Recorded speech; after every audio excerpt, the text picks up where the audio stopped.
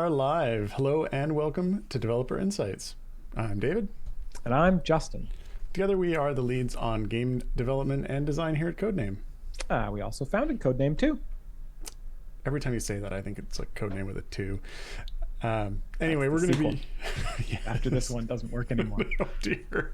We're going to be your host for this episode and for every episode. Because when we're not here, the show doesn't happen. Happened? The show doesn't happen.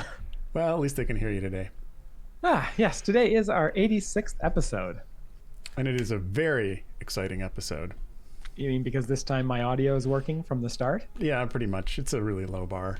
Wait, you mean the bars are low? Am I too quiet? No, Hello? Fix it. Oh, all right, fine. Just one sec.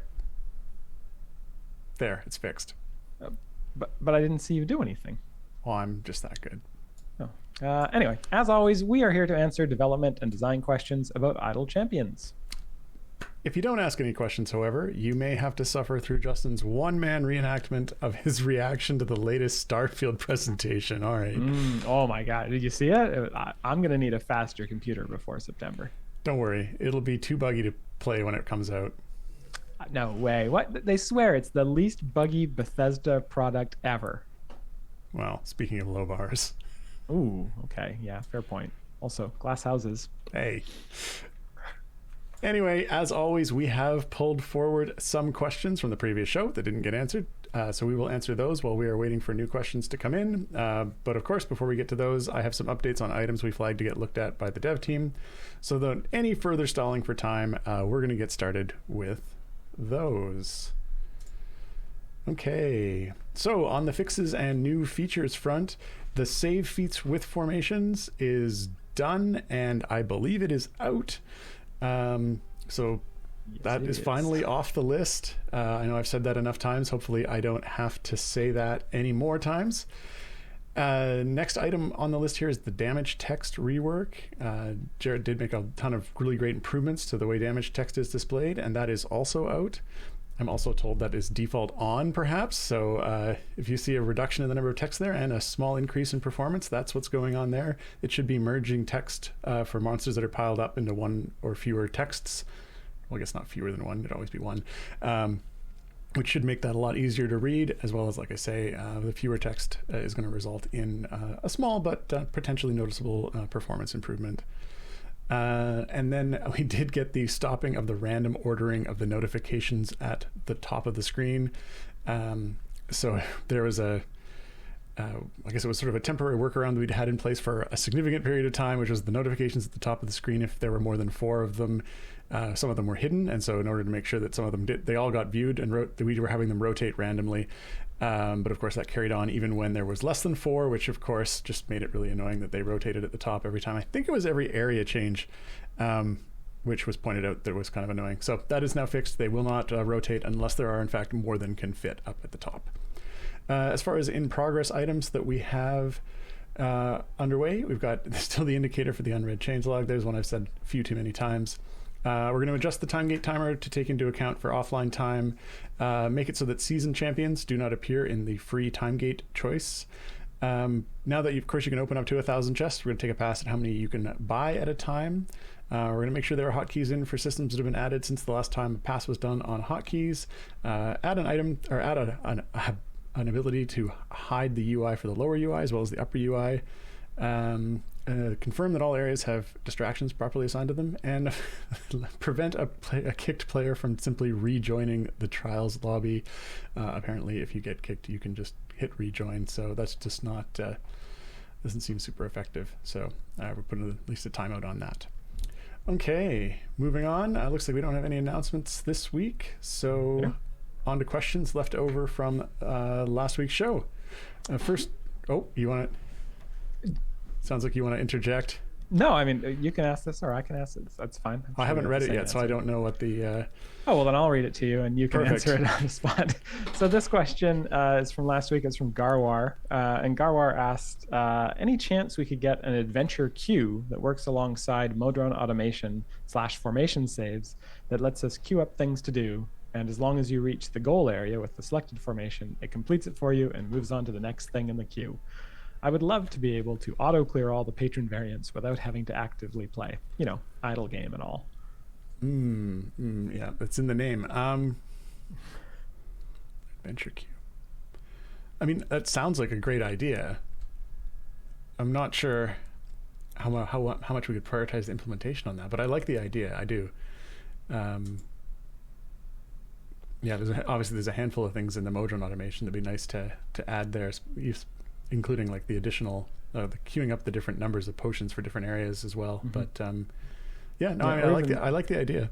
And I know I saw one a couple of weeks ago or last week about being able to change the formation sort of mid-run. So being able to be like, at level 1, do this formation, and then at level 500 or whatever, switch to this formation.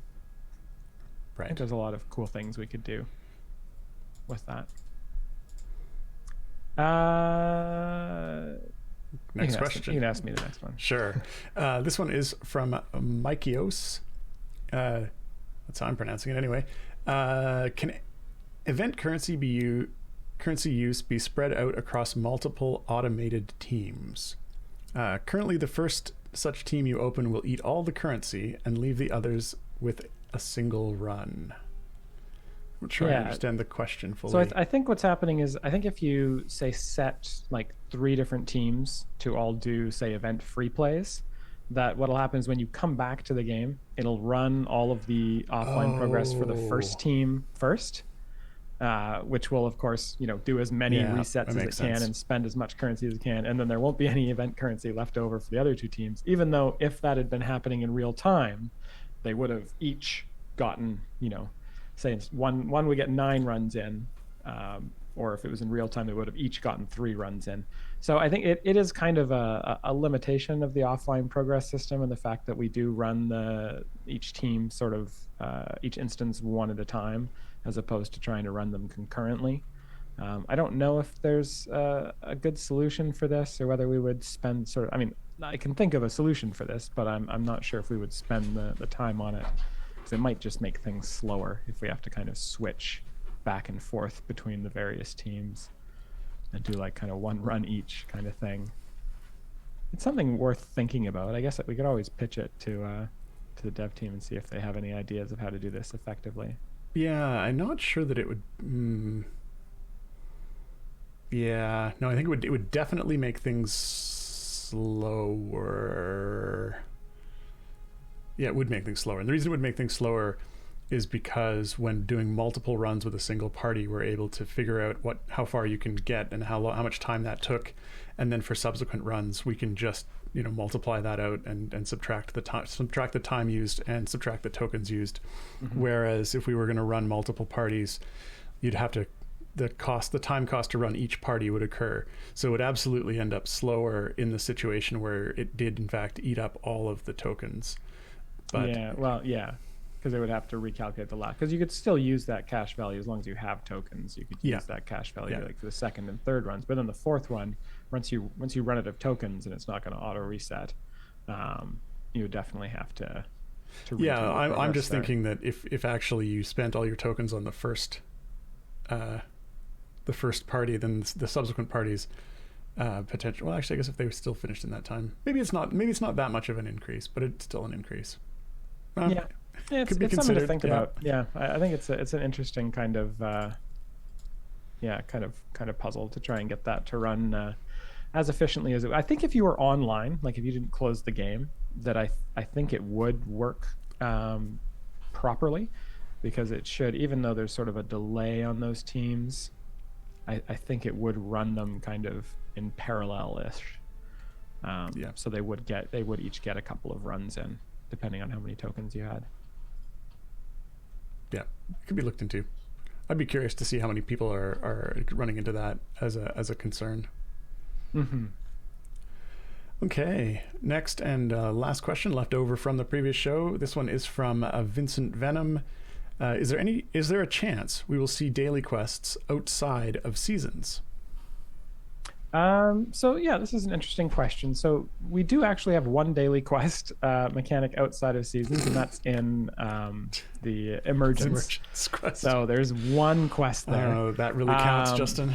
it kind of doesn't count, and there's actually a good reason for that. And the reason is that we run seasons for most of the year. So it's seasons are 10 weeks, and generally there's between 1 and 3 or 4 weeks between each season. And so for the majority of the time, there are seasons running with those daily quests.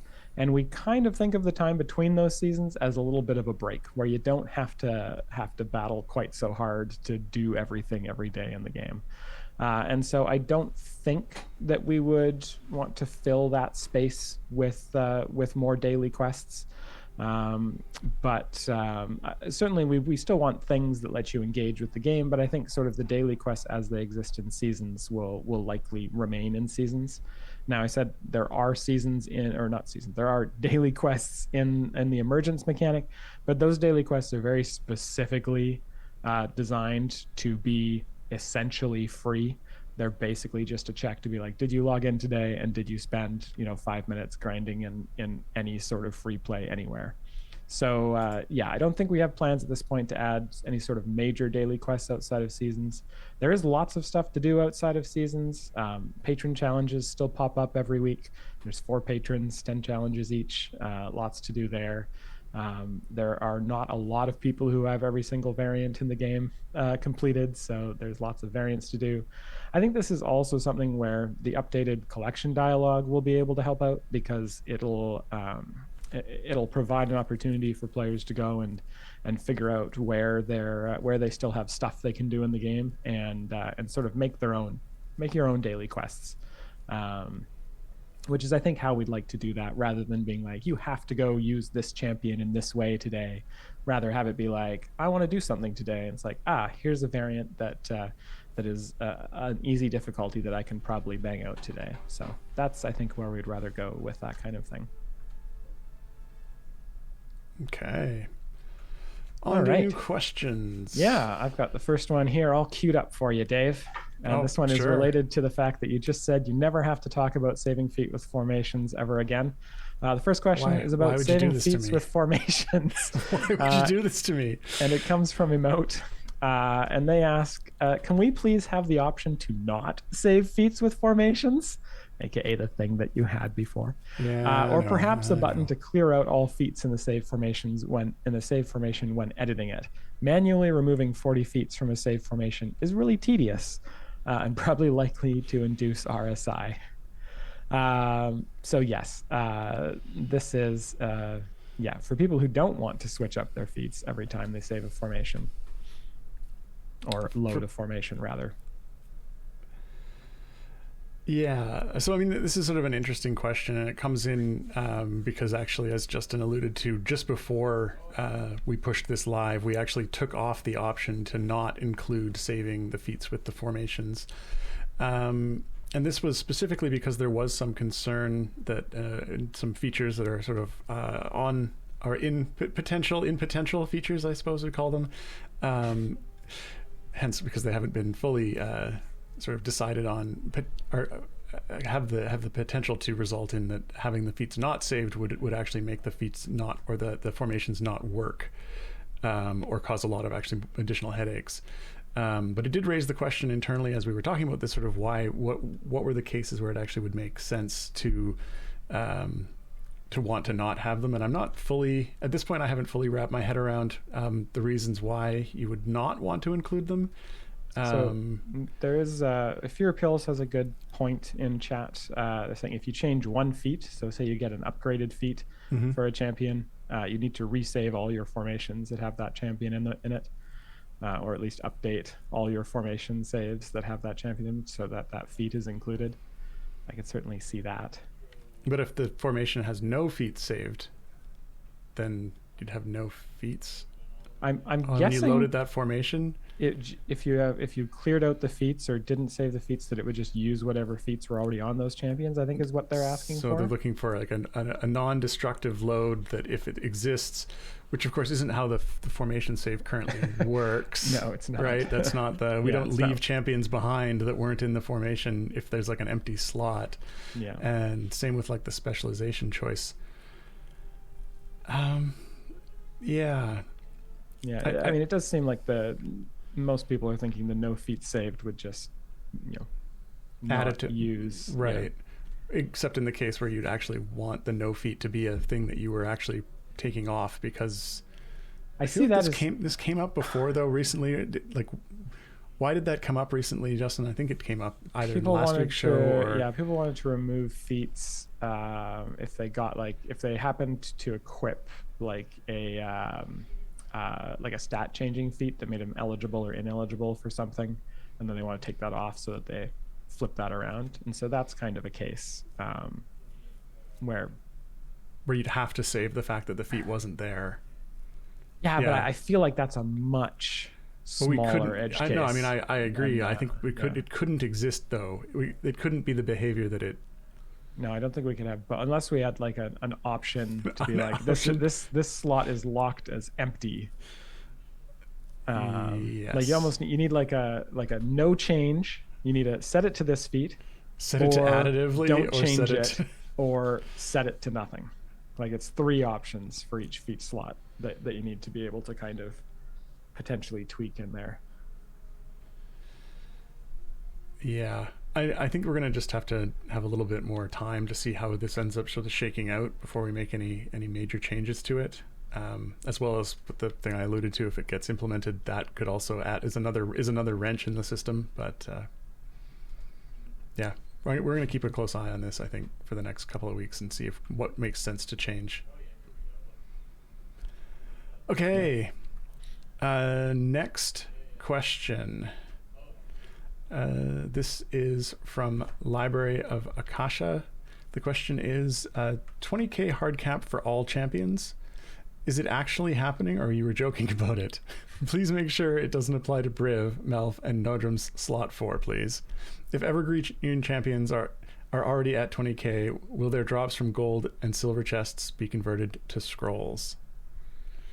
So this is in reference to a kind of offhanded comment that I made last week, where we were exploring the idea of potentially putting a hard cap on all item levels, so that you couldn't get item levels over 20,000 as a way to potentially address some out of control scaling issues that occur when people go a little bit nuts with blacksmithing contracts. And it's not something that is fixed in stone or even close to becoming fixed in stone at this point. If we were going to implement something like this, we would definitely want to look at all the champion slots across the board and look for ones that were potentially edge cases. I do think that people having 180,000 item levels on a particular Briv item or Briv items is not necessarily super healthy for the game. I mean, certainly at some point people will be making their own sort of goals for how to play the game, and that's not something we can particularly control, but I don't necessarily know that it's an interesting or fun way to play the game, to be building item levels up to up that high. So it's something that we are looking at, and it's not something that we've particularly decided to do yet, but something will have to be done on that stuff in the next while. The next question is from Gary __, who asks, and this is a question that we get fairly often. In fact, the very next question is the same as this one. But their question is there any chance that bounty and blacksmithing contracts could receive a bigger slider than just 50 at a time, like chests have, or a way to convert contracts from a given tier to the next highest one, maybe? And Emote also asked a very similar question to this right afterwards. Right. How about both? Can we have both?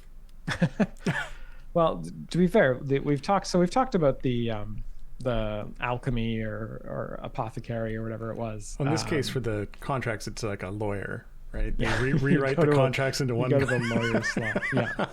Well, that could certainly explain why there's a loss converting from one to the other. It's the lawyer's fee. Yeah. But yeah, we've talked about that before.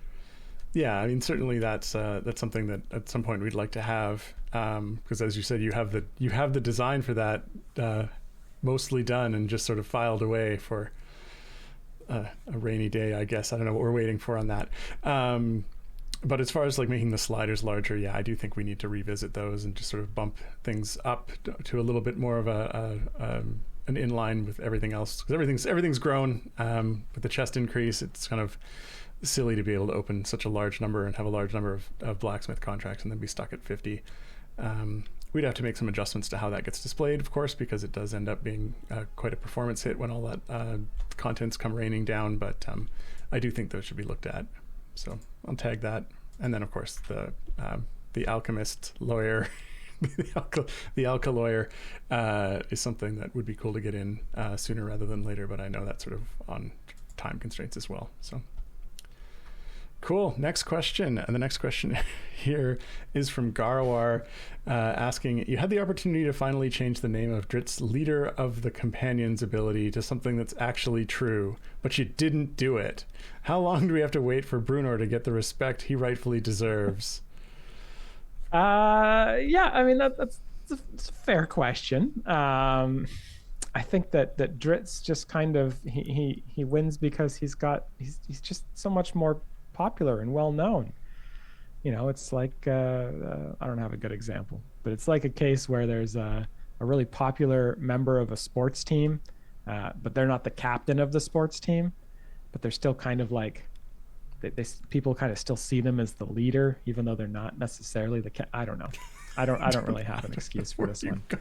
In my excuse, this has gotten through 5 years worth of lore people looking at this stuff and not giving me a hard time about it. So yeah, this was the chance for it to change, and it didn't change. So it's going to be a while longer. You never change, Justin. All right. Next question. This is from Library of Akasha. I beg of you, implement one shiny per 1,000 or 1,000 gold or silver chest, please. It's great when you get a shiny before you hit 1,000, but luck isn't always so kind. And when it's unkind, the internal screaming intensifies. Wow. It's yeah. So I don't know that that this is something that we are going to necessarily do. Basically, looking for a sort of a pity timer, or potentially even just a fixed timer on shiny items from chests. I think I'm okay with it being pretty random. It does work out to, you know, if you open enough chests, it will work out to it will trend towards 1 in 1,000. There will, of course, be people who get very lucky and get 2 shinies in 5 chests. And then, of course, for every one of those there's going to be someone who gets very unlucky and doesn't get a shiny in 5,000 chests. But I prefer that there to be those really lucky chances that can feel really good over just having it be like a fixed, like, you have opened 970 chests, 30 more, and you will get a shiny. Because that's just not kind of, it's not as interesting, I don't think. Yeah, I mean, and for the shiny mechanic, I mean, that's kind of there are certain items in the game that fall into the category of like, here's an item we want to make sure that you get at a particular rate, you know, like you know, epics, for example. And then shinies was an item that was more of a, here's something that we want to be able to actually give out as a bonus for purchasing, and shiny, and then also have a mechanism inside of the game that, you know, that with a little bit of luck you can also get them in game, but they're not something the game's just going to hand out sort of on a cadence, making sure that you have a fixed rate of them. And so shinies fell into that bucket, as opposed to, like, you know, epics, which fell into the other bucket. So certainly when something comes down to just pure luck, yeah, some people get really lucky, and other people well, you may never get one if you're in the way over on the other side of the bell curve. But that's kind of how the pure luck one works. If you're looking for the shinies, when you get a chest pack, you're guaranteed to get, forget what the numbers are on them right now, but I think it's like five shinies on the one, that the biggest pack that comes with a golden epic. So you get 1 golden epic and 5 shinies. Bam, yeah. Full shiny on your event champion. Okay. Let's see. The next question is from Gaming Wicked One WTW, who asks, would you consider adding a button to the potion manager to allow a flight of potions to be added with one click, i.e., one of each medium, one of each large, etc.? Yeah, sorry. Before I answer that, I just emote commenting that our office must be full of buckets. And we bucket all the data. There are buckets full of data everywhere. It's Love buckets. Yeah, that's what our backups awesome. look like too. Buckets of data. Yeah. Anyway, Buckets of hard drives. buckets. Oh dear, I'm warned against storing them in buckets. Right. So, correct me if I'm wrong. I'm sure someone will. I thought we had an option in the potion manager to use one of every potion. Am I wrong? I thought, I swear that was an option that I wanted to have in there, and I thought we put it in. No, people are saying so. No. Well, I can control click to use 1 hour of a single potion. Oh. But well, I'm going to tag that. I thought we had planned to put in the push one button fills every slot. I wanted it to push that button and it fills it with 1 hours. I wanted it to do that. I guess we didn't do it. I'd tag that to be looked at, because yeah, that was functionality that I thought we had put in, because it was on my list of things that I wanted it to be able to do. So cool. Next question here is from Jorathonis. Jonathan? I was going to say it. They must be related to Jonathan. Who asks, how many significant digits are retained for favor? For example, I start a new campaign with 0 favor, and I do a run to get 1 e to the 12 favor. I do a second run and get 1 e to the 20 favor. When I look at my total favor, it displays 1 e to the 20, because the 1 e to the 12 is too tiny. But then if I spend 1 e to the 20 favor on blessings, what does my favor show now? 1 e to the 12 or 0? Oh dear. Do you know how many significant digits a double has? I don't off the top. It's not even a double. It's a quad, right? Is it a quad? It's a quad. I don't know how many digits that stores. I mean, I've seen the I've seen them in storage all the time, and I see it's like, it's about this, it's about this long, this many digits. This many digits. I'm sure it must be more than 8, which is what this question is kind of asking about. Yeah, I think it is more than 8. I mean, because it's a floating point number, so it's however sort of. So at its root, this question kind of comes down to significant digits and how that's used, and I don't know the specifics of how many is used. I guess it, in a very, very specific case, you could certainly see something like this. More likely than not, you're not going to do a second run and get exactly 1 e to the 20 favor. There are more significant digits than are shown there, so we do track more than 2 significant digits. So if it said 1 e to the 20 favor, that could potentially mean that you've got 1.0000765 to the 20 favor, which means when you spend 1 e to the 20, you would then have 765 or 7.65 e to the 18 or something like that left over. So according to the internet, a quad precision is going to have between 33 and 36 significant digits. So there you go. So if you have 1 e to the 20 favor, we're using every single significant digit there. If you have more than 1 e to the, what was it, 32? 33 to 36. 33 to 36. Depending on the implementation. Right. So if you go over like e to the 36 favor, yes. If you were to try and spend 1 favor, that may not deduct anything from your favor.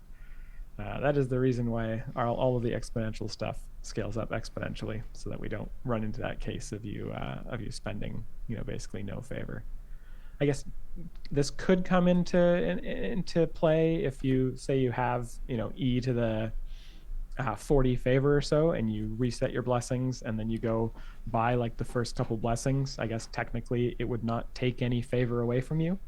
But I mean, when you're talking about that fractional amount of favor, we're starting to talk about numbers that are so far off in orders of magnitude that it's like, taking one grain of sand from a beach and being like, ha, I've stolen a grain of sand from that beach. That'll show the beach. You do that It's at like, every beach we go to, Justin. I take more than one. So it gets on my shoes. I take hundreds, thousands, and the beach doesn't notice. So yeah.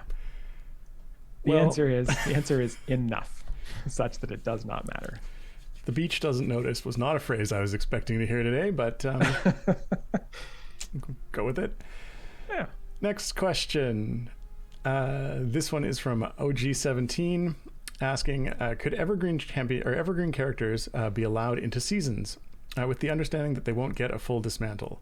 Dritz would have made far more sense this season than an untouched Artemis. Yeah, I mean that's a fair point, and that is something that we did consider before we went about putting the season together.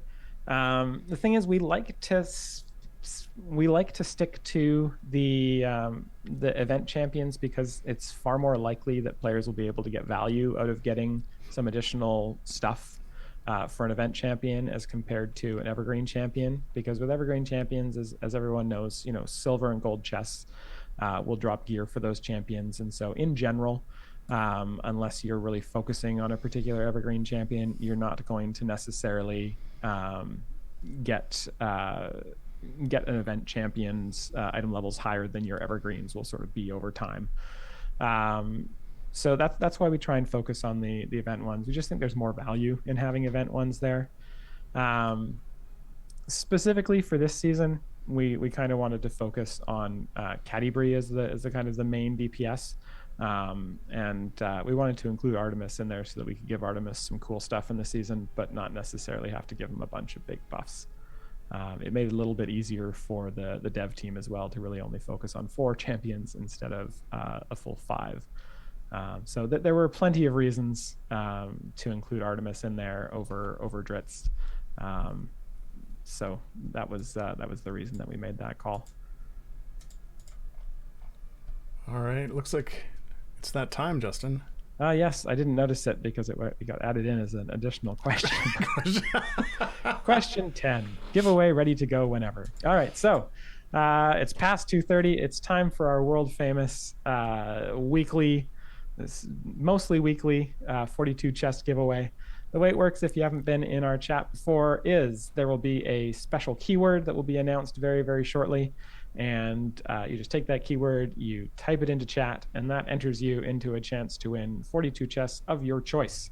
Now, what do we mean by of your choice? We mean any type of chest in the game, 42 of those. Your pick if you win. The only one it can't be is Glory of Bahamut chests for reasons that are not apparent anymore and don't make sense anymore, but it's just the way it is. Just grandfathered in. It's grandfathered in. So there you go. That draw has started. Type on the floor in chat. That will enter you for a chance to win 42 chests of your choice. I recommend Modron component chests. Those are the best chests. You could pick, I guess, could you pick season 4 chests? No, you cannot pick season 4 chests this week. You could pick season 4 chests next week, if there were a show next week. But the season 4 chests are not, they are technically in the game, but they are not yet I don't think they're active. I don't think we would do the season 4 chests right now. Maybe we would. You can ask. So I guess the moderator. Of a delayed delivery. Yes, that's what we'll give you the 42 season 4 chests, but just not until next Wednesday when the season starts. Spoilers? Or wait, no. Okay, never mind. There's a countdown in game, man. Alrighty. Let us move on to the next question. I was just delaying while I looked through the next question. Yeah. This next question here is from Garwar asking, with critical hits now a thing in the game, does the damage from a crit now count towards Bud, or is it just the base damage before the bonus damage from the crit? Oh, sorry, you skipped a question. What? Oh, yes, I did. I was not expecting this question. So the answer to this question is the damage or the damage from a crit should count towards Bud. This was a question that I know Dev asked me during implementation, and it is the intention that when you crit, it counts towards Bud. The only thing that won't count towards Bud is Bud-based hits. So crits are not Bud-based hits unless they are critical ultimates. So yeah, crits should count towards Bud. All right. And if they don't, it's a bug. I'll hop back up to the previous question, which was also from Garwar.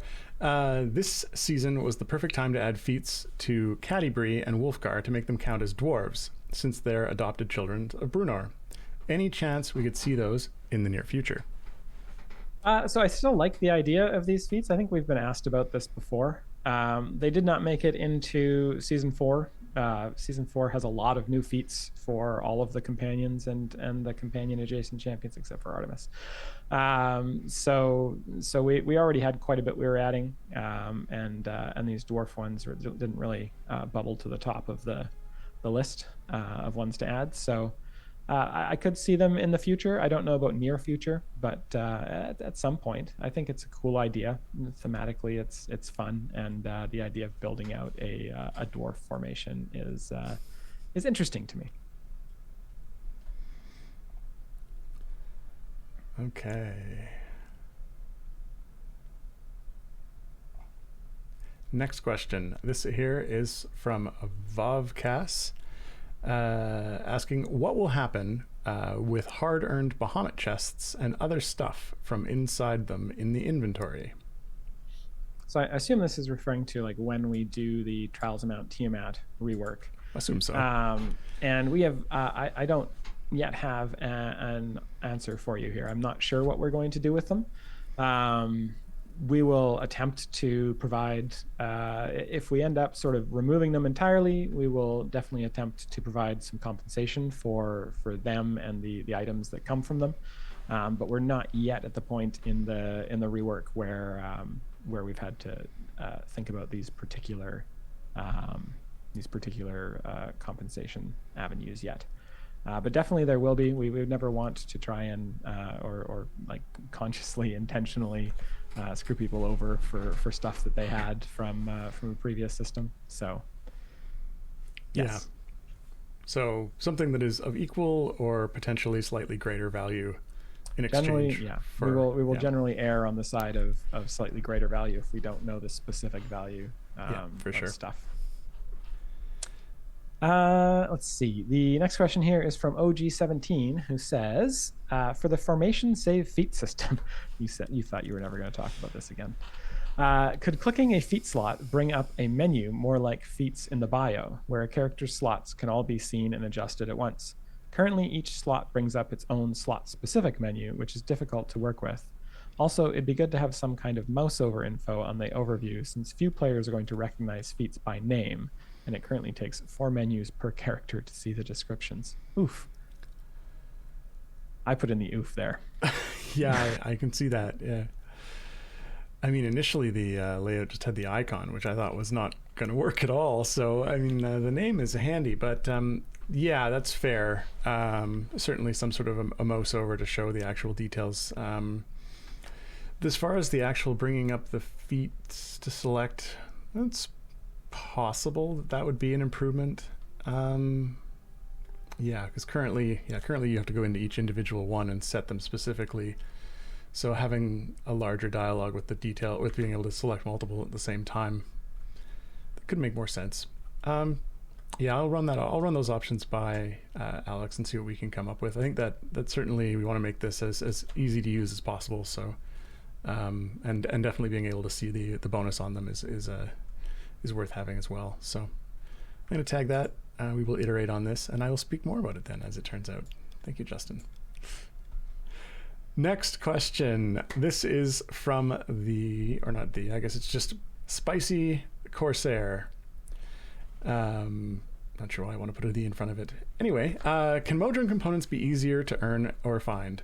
Maybe add them into chests, boss rewards, etc. I want to upgrade my Modron pipes, but it's not really possible without spending a lot of money on a few items.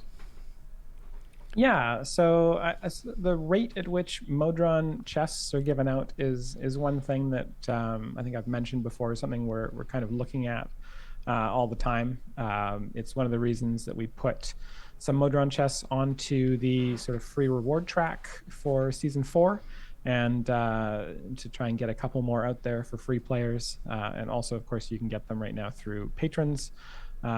We've also been thinking about potentially adding them as sort of an over level reward for leveling up Modron cores even beyond the kind of level 15 cap. So there's a lot of kind of ways that we're thinking about adding more Modron cores, or not Modron cores, Modron chests into the game. But we don't really have a specific ways that we're doing it imminently. But it is something that we are looking at. Next question here is from Great Big Slug, who asks, will we have a survey after this season about the changes? Looking around for my magic 8-ball. I think it seems fairly likely after the yes. Yeah, I think it's highly probable that there will be one, but I can't make any promises per se on that, but it is likely something we will do, and we'll certainly, if we do want to be asking about the changes that were made. Yeah, definitely. I think that we're sort of heading into, well, season 5, we just did our kickoff for that, so we're starting on the implementation of that right now, and we're heading into season 6 design on the design team, and definitely like feedback about the new reward track. And there's also some changes to how daily quests work in season 4. Not really to how they work, but just how they're bucketed. So there should be more variety in daily quests this season. And so we're definitely going to be watching for feedback on that over the next few weeks and into the future. But then I'm sure we'll do a survey then. Yeah. I'm not sure, but I'm fairly sure that we'll want to do a survey at the end of this season.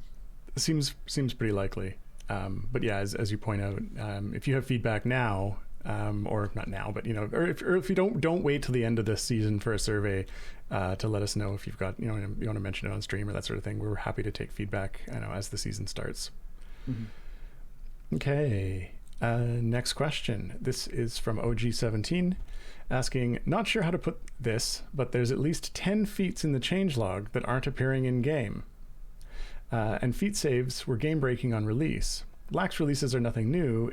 Isn't it expected that builds receive a cursory check for completeness and functionality, especially for big updates and new systems? What's the philosophy here? Wow, thanks for highlighting that one for me there, Dave. I know, right? I think I can speak to the first part of it, in that I know there were some feats in the changelog that aren't appearing in game, and I believe that occurred because as part of the season 4 design, we did actually design a bunch of new feats for some of the season and season adjacent champions, but we flagged them as these could be added later, or saved for DLC or free codes or stuff like that. And I think that those got lumped in with all the ones that were going to be put in for chests and gems and that sort of stuff. So that was, I think, just a miscommunication between design and production as they were putting the changelog together. As for the feat saves, the build not being good, I don't particularly know what happened with that. I don't know if you have any more insight into that. So I don't have all of the details. What I know is that the feat save portion itself was tested and ready to go, and that there was a change that was made actually. So my understanding, because I didn't get the details, but my understanding was there was another change that was made by a different developer to a different but connected system that went in at the same time with that build, that caused the issue that occurred with the feat saves when they were released. And that this wasn't something that it wasn't as if the feat save system hadn't been run through QA, or that it wasn't ready to go. It was this additional change in correlation. in connection with conjunction with that change was what the issue was, which is also why it was able to be corrected fairly quickly. And then a new build pushed out the next morning, because I think Peter pushed the original build out, Tuesday afternoon, Tuesday at the end of the day, and Wednesday morning we had a fix in.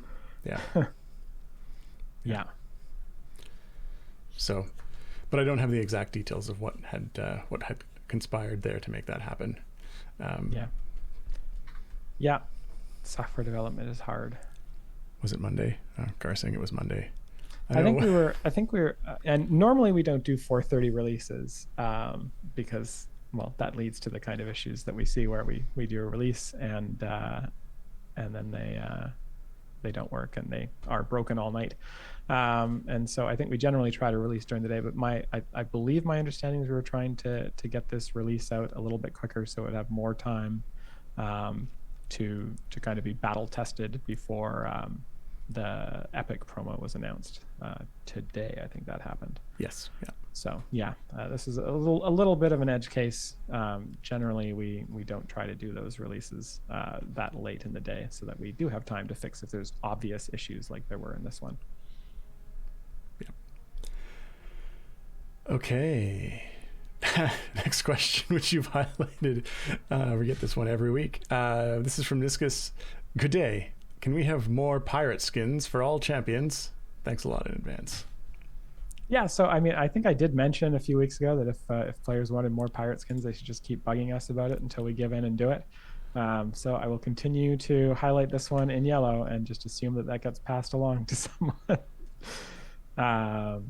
We do have to figure out what the theme's going to be for the Season 5 skins at some point. Maybe they could be pirate skins. Wait, Justin, what does a pirate say on his 80th birthday? Oh, I don't know. What? I'm matey. It's not the end of the show yet, Dave. You got to wait another 13 minutes to do this. Well, it's here now. It was contextual. Okay. Anyway, next question is from the Great Big Slug. Will future champs / feats be used using the new crit mechanic, or is this group of champs going to be the only ones?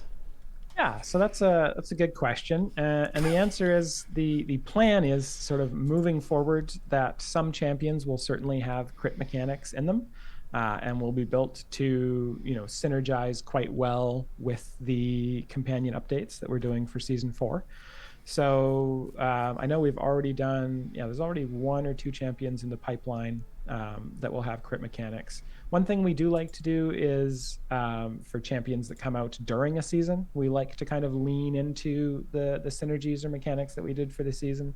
So for example, we did the Baldur's Gate season, which had the favored foe mechanics, and we leaned into that by having Imoen come out with the season, and she had a favored foe mechanic, even though she wasn't specifically one of the season champions. And so I think we will have a couple of crit champions that come out during Season 4 to further synergize with the companions, and I would expect to see that kind of thing moving forward for future seasons as well with the new mechanics. And I would expect to see, we're continuing to do favored foe mechanics on new champions. We will continue to do crit mechanics on new champions and just expand out those. All right. And yes, from the chat, OG17 is actually totally correct. No pirates live to 80. It is an absurd premise.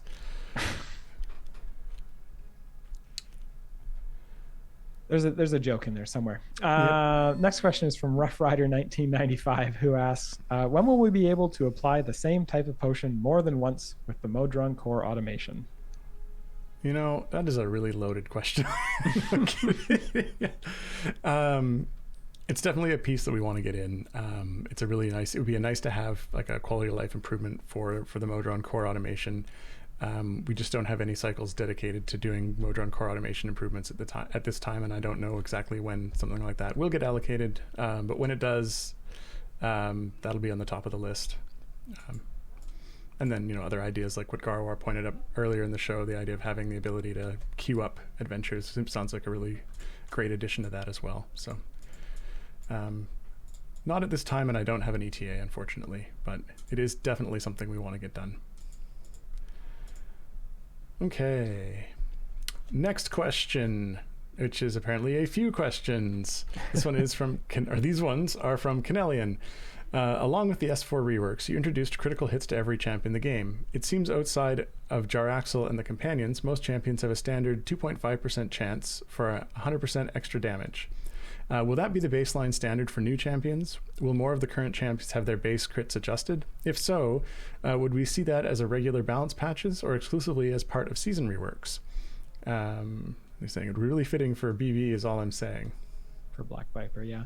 Yeah. So, I mean, one of these questions is a similar question to the last one I answered, but a couple of different kind of questions in here. So I'm happy to answer these. So yeah, 2.5% chance to crit for 100% extra damage is the baseline. That is what all champions have, as well as all enemies have, which I guess means I can cross out this question from Maxi Qbert. Enemies should be have a 2.5% chance to do 100% extra damage as well. That is the baseline standard that we're going to have for new champions, except for ones that have some sort of built-in crit mechanics, which I talked about before. And as for changing more of the current champions to have crit mechanics in there, I would say that that is most likely going to be exclusively part of season reworks, and I wouldn't expect to see that as part of regular balance passes in general. Not saying it couldn't happen, but just in general, I think the sort of larger balance changes that would have some sort of crit mechanic adjustment to a champion would likely be exclusively part of season reworks. Okay, next question. This is from Water Hornet 84. Is it possible to add what enemies spawn in each adventure? Or to add what enemies spawn in each adventure? Inflection on that's wrong. Anyway, it would make it easier to know this information when working on patron challenges that require a defeat X number of enemies. Yeah, so this is actually something that is included in the spec for the updated collection dialogue. So it is already something that we're working on. It will include, we're hoping to include the ability to sort of pick a specific enemy and like show me which adventures this enemy appears on, or click on an adventure and say like show me the breakdown of enemies in this adventure, so that you could find specific types of enemies, especially some of the more rare types that we would like monstrosities or elementals or stuff like that that don't appear very regularly. It should be a lot easier once that is there to find those enemies in game without having to go to a third-party tool. Very excited about that. Okay. Let's see. Next question is from the Great Big Slug. The question is, with the ever-increasing list of champions being added, can the cost of the patron chest be reduced? The return of investment is reduced with every new champion. Yeah, I think this is the first time I've seen a question like this, and I think it's a good point that definitely the patron chests are getting more and more diluted with every champion added, and we probably haven't looked at the pricing of that since we were probably at half or maybe like 2/5 of the number of champions that we currently have in the game. So it's definitely something we can look at and see if maybe we should make some adjustments there. To maybe award more patron chests for real money purchases and maybe reduce the price for patron currency. I'm not sure. That's something to think about. No guarantees. Next question here is from Box 2999. It's one of Dave's favorite questions. And they ask, is it on my top 10? Maybe. I should have a top 10. I should have a top 10. That's a good idea. Yeah. Box 2999, sorry, I didn't want to get your number wrong, asks, can there be a way to access the patron status page and weekly challenges pages from the campaign map? You're going to round it to 3,000. Can there be a way to access? Yeah, so this is definitely a question that has been plaguing us since the very beginning of just why are there certain things that are not available on the campaign map. And as you may be aware from previous answers to this, or as many of you may be, there the data for the game, large portions of it actually aren't or weren't, and I say weren't now because I know some changes have occurred over the past couple of years. At any rate, the data wasn't there, it wasn't loaded on the campaign map. Without an actual campaign active, big chunks of the game data just weren't loaded or active. But I do think that we're getting to the point where this is something that we should consider addressing, because I think actually more and more data has been added to that page for other features, and at this point it may be possible to show this without too much additional work. But at the same time, I think it is probably something that could be worth addressing just in general, because it is sort of a highly requested case, it's highly requested. Words today. It is something that's been highly requested, not just the patron status or weekly challenges, but other features as well. So the more we could get up onto that page or get up on just the campaign map, the better that would be. So I will tag that and run it over to Peter. All right, we probably have time for one, maybe two more questions. Alrighty. So next question. Probably one if it's the next question. Okay. Yes, words are hard, TM. This is from Truwanaheda. What was the thinking behind limiting the blacksmithing scrolls and bounty contracts to only 20 in the bonus run of the free-to-play portion? That's a lot less than we could have gotten in the past. Looking like going past level 60 isn't going to be worth the return on investment in the season. Yeah, so this is a good question, and it's one that I don't really have an answer that's going to be super satisfying for you. The answer really is that the return on investment in the previous season for blacksmithing scrolls and bounty contracts was too high. The amount of stuff that you could get as a free player was actually out of whack with where it really should have been for the previous several seasons, and we did want to bring that down a little bit. There is some other stuff on there, so it's not just blacksmithing scrolls and bounty contracts that you can get there. You can actually get a variety of stuff, and in actuality, if you only care about the blacksmithing scrolls and bounty contracts, then yes, the ROI is definitely lower. With all of the items on there combined, we kind of tried to make it so that the amount of stuff in each sort of 6 level group was similar to what you would have gotten with the currency in the old, in sort of an old 3-level group, so 3,000 currency or so.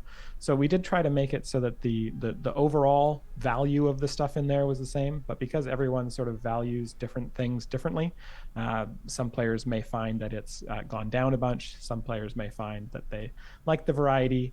And that's one of the reasons why we're really interested in sort of player feedback over the next few weeks as you get into it, and as we kind of see how people are responding to it.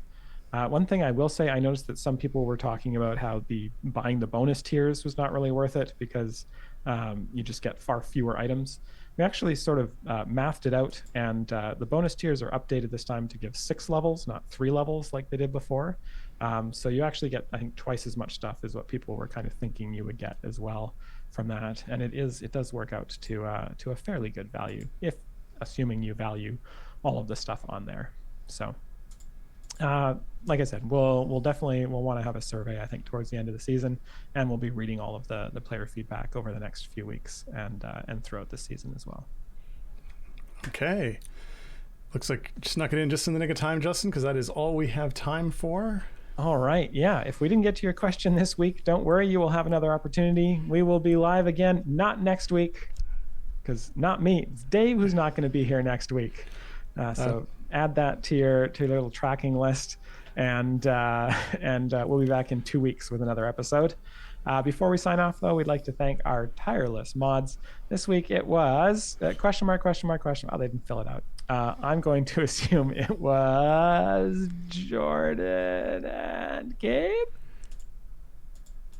Anyway, like they're the folks. On the doc. They're the folks who copy your questions into our questions doc and help make things awesome in chat. So thanks to both of you. Yeah, and of course, thanks to all of you for hanging out, watching the stream, and enjoying the game. Without you, no one here get to do what we do. And we like what we do. All right, that's it. Enjoy the rest of your day, everyone. Bye. All right, Justin, I got a two-parter for you. How do you get 4 elephants in a mini? Well, you put 2 in the front and 2 in the back. How do you know that there are 8 elephants at the church? 2 minis in the parking lot.